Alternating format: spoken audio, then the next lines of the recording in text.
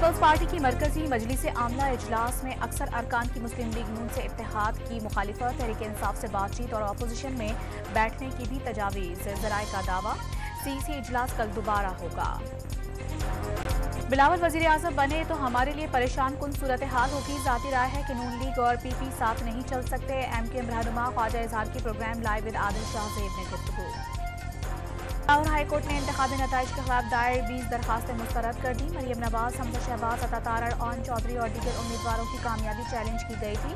Justice Baqir Najafi نے محفوظ شدہ فیصلہ سنا دیا، درخواست گزاروں کو الیکشن کمیشن سے رجوع کی ہدایت۔ الیکشن کمیشن نے دھاندلی کے الزامات مسترد کر دیے، شکایات پر فوری فیصلے کیے جا رہے ہیں، اعلامیہ جاری۔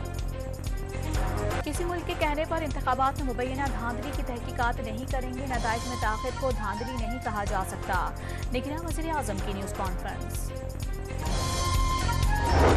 الیکشن میں شکست پر جماعت اسلامی اور استحکام پاکستان پارٹی کے سربراہان پارٹی قیادت سے مستعفی، جہانگیر ترین نے سیاست سے بھی علیحدگی کا اعلان کر دیا۔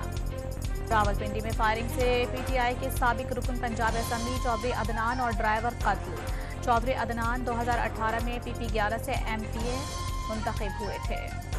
فورسز کا مردان میں انٹیلیجنس خفیہ اطلاعات پر آپریشن، فائرنگ کے تبادلے میں 2 دہشت گرد ہلاک، اسلحہ اور گولہ بارود برآمد۔ نوشہرہ فیروز کے علاقے دریا خان مری کے قریب کار نصرت کینال میں گر گئی، غوطہ خوروں نے ایک شخص کو بچا لیا، دوسرے کی تلاش جاری۔